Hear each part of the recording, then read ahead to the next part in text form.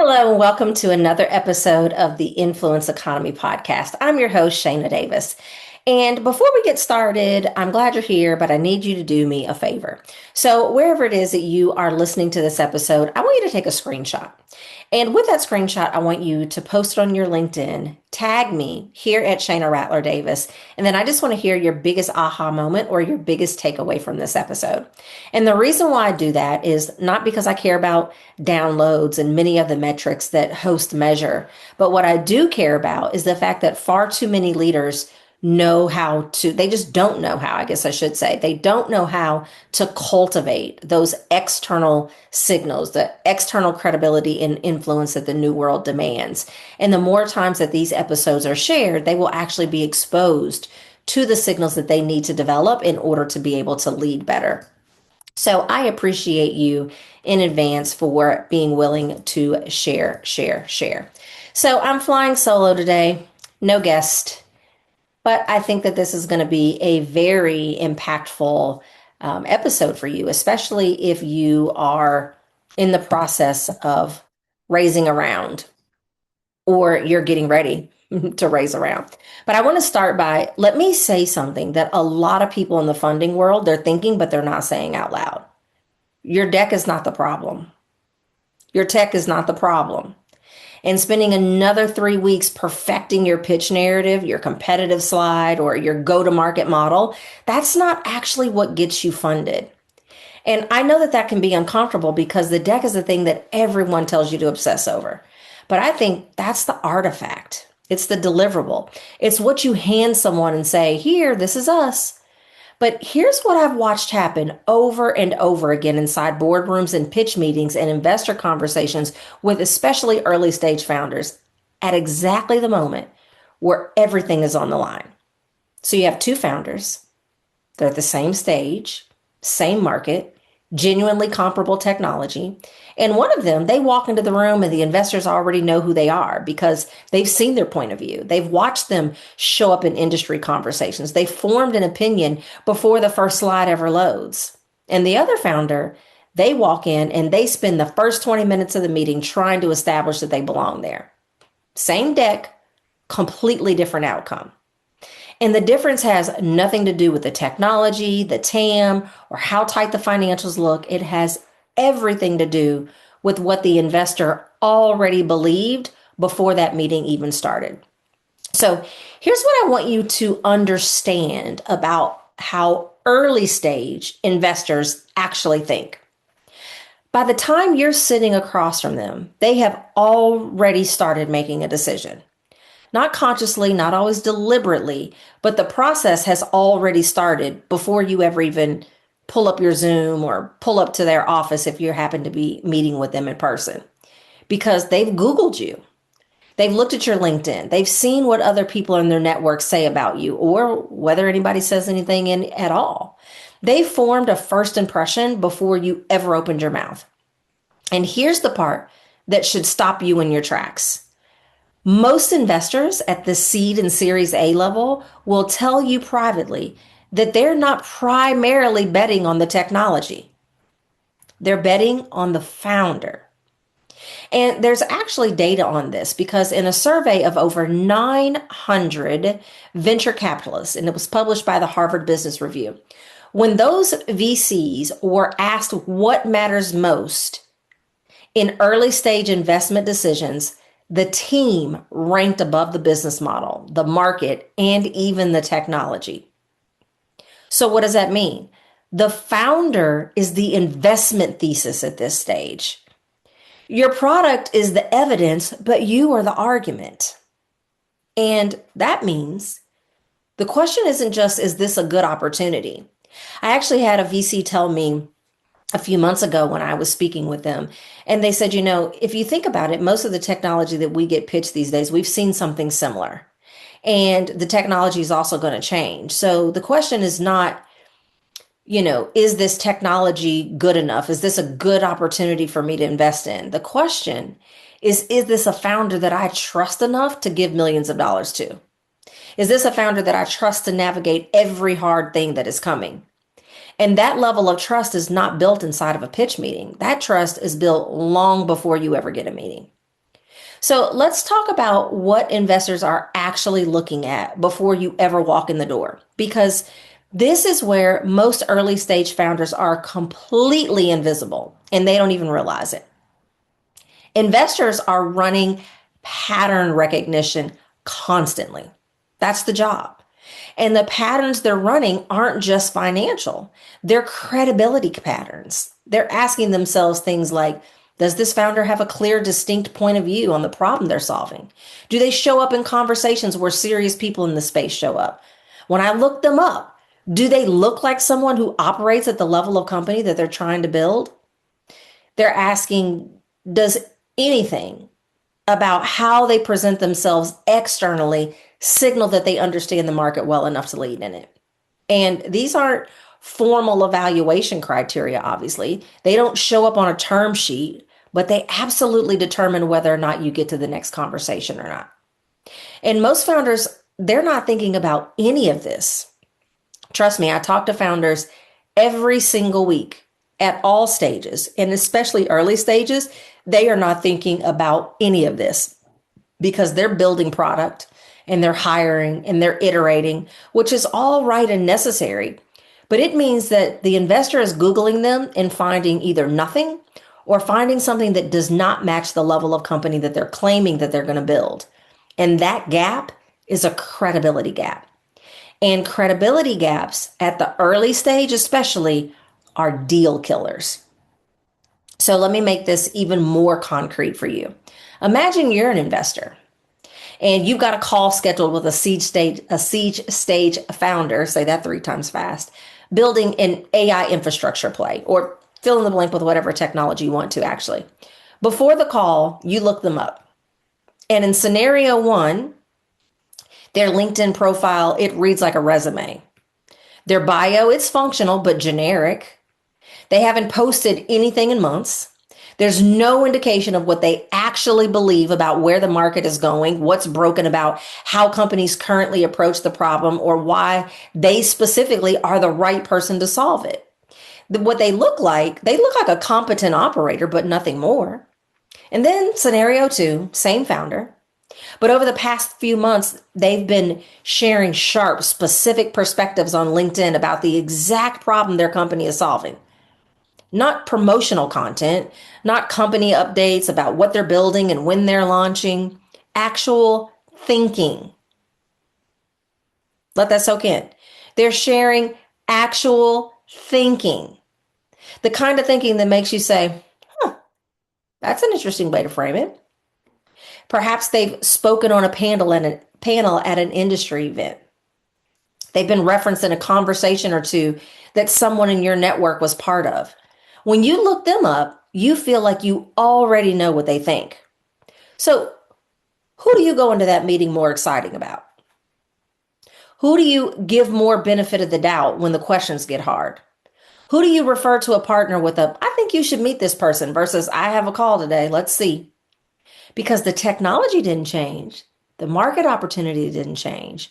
The founder's external credibility is what changed everything. Now, here's where I want to get specific, because let me tell you what I'm not telling you to do. I'm not telling you to go post on LinkedIn nonstop. Like, that's not this conversation. This conversation isn't a just go post. What investors are actually picking up on are 3 different signals. And these 3 signals are the difference between a founder who walks into a room with authority and one who spends the entire meeting trying to earn it. The first is leadership identity. And this answers the question, what do you actually stand for in your market? Not what your company does, what you as a founder believe, what you see that other people don't see, what perspectives you bring that is distinct enough to be memorable. Because the founders who move fastest through funding conversations are the ones who have a clear, articulated point of view on the problem.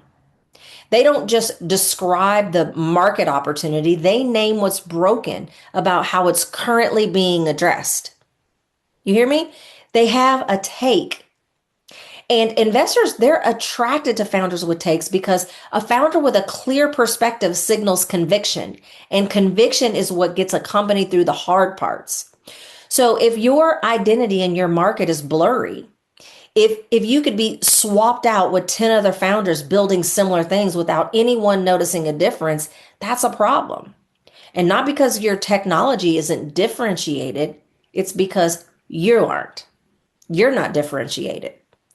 But on the other hand of that is think about the founders who are impossible to ignore right now.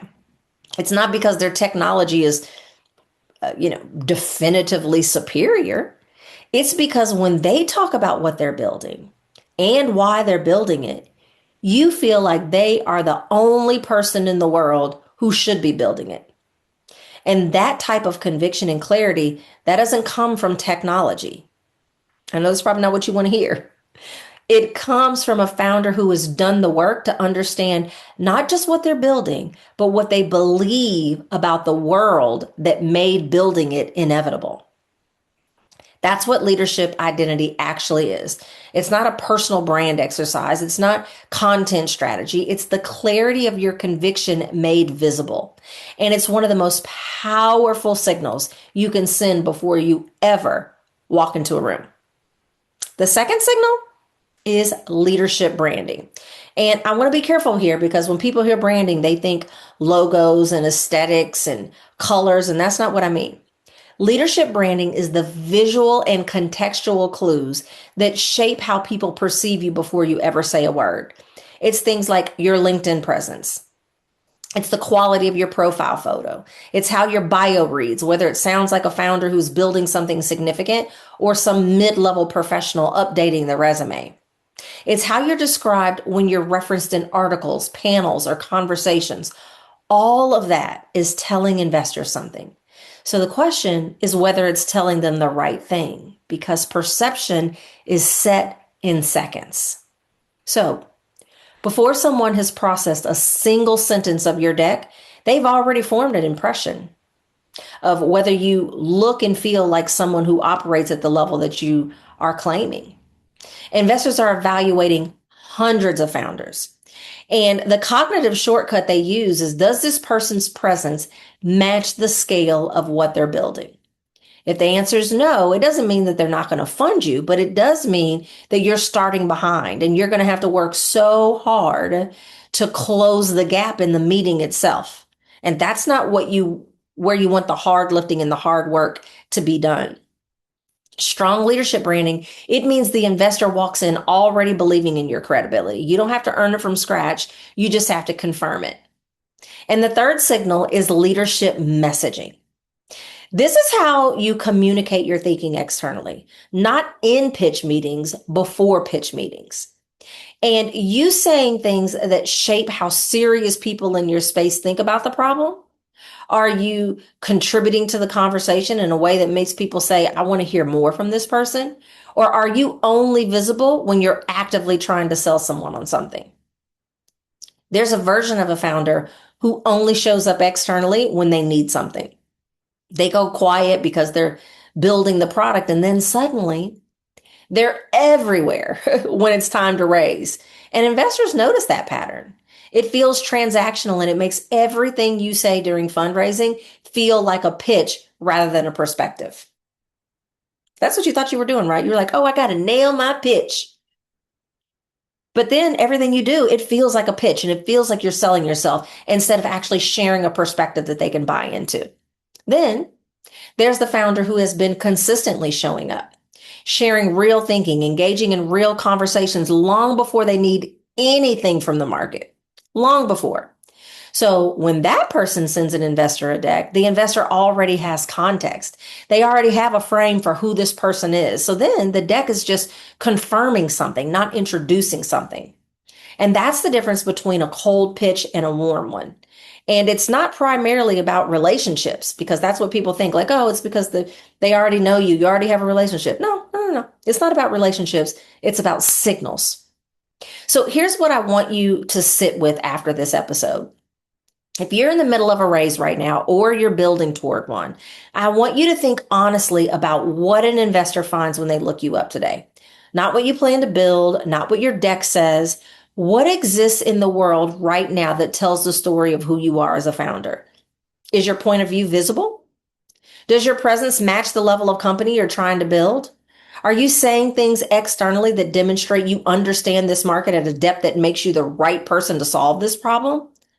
Because if the answer to any of this is no, or even kind of, that's the gap that you need to close. Not in your deck, not in your pitch, not hiring a speaking coach. You need to close the gap in the signals you're sending before your pitch ever starts. The founders who raise fastest in this market are not necessarily the ones with the best technology. They're the ones whose credibility arrives in the room before they do. And here's the honest truth about where most early stage founders are spending their time. They're optimizing the artifact, the pitch, the deck, the model, and those things matter. I'm not saying to ignore them, obviously, but the artifact is the last 10%. The 90% that determines whether it lands is everything that came before it. The signals the investor picked up weeks or even months before the meeting. The reputation that entered the room ahead of you, the pattern recognition that already started running before you said hello. That's the variable most founders are not optimizing. And in a funding environment where investors have more deal flow than they do time, the founders with the strongest pre-existing credibility signals are the ones who get the benefit of the doubt when things get hard in the meeting. Because you know what? Things always get hard in the meeting. There's always a question that you're not going to have a clean answer to.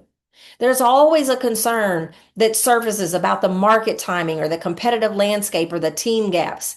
Every pitch has a hard moment, every single one of them. And the difference is what the investor is thinking when that hard moment arrives. If they already trust you, they walked in with the confidence on who you are. They interpret that hard moment as a solvable problem when it comes up. But if they're still evaluating whether you belong there, that hard moment just becomes a reason for them to pass, which means the question is not just how do I nail this pitch, which is what it is that I know that you're belaboring over at night. The question is, what have I been doing outside of this pitch that makes me impossible to ignore? So as you've been listening to this episode, if it cracked open something for you, I want to hear about it. So I want you to come find me over on LinkedIn and tell me, where do you feel that gap is in your own credibility signals right now? Is it identity? Is it how you're showing up externally? Is it the way that you're communicating your thinking to the market? Send me a message over there. I read every single one of them because this is the conversation that changes what happens in the room. And as always, this is what is going to help get you funded. This is what creates you being in a situation where you're what many people consider to be fundable. So if you're not subscribed to this podcast yet, I want you to go and fix that now, because every week we're breaking down how leaders and founders can show up with more authority, more clarity, and more credibility in the moments that matter most. So I'll see you in the next one. I hope that you will go back and listen to previous and future episodes as well. Everyone have a great day. Bye-bye.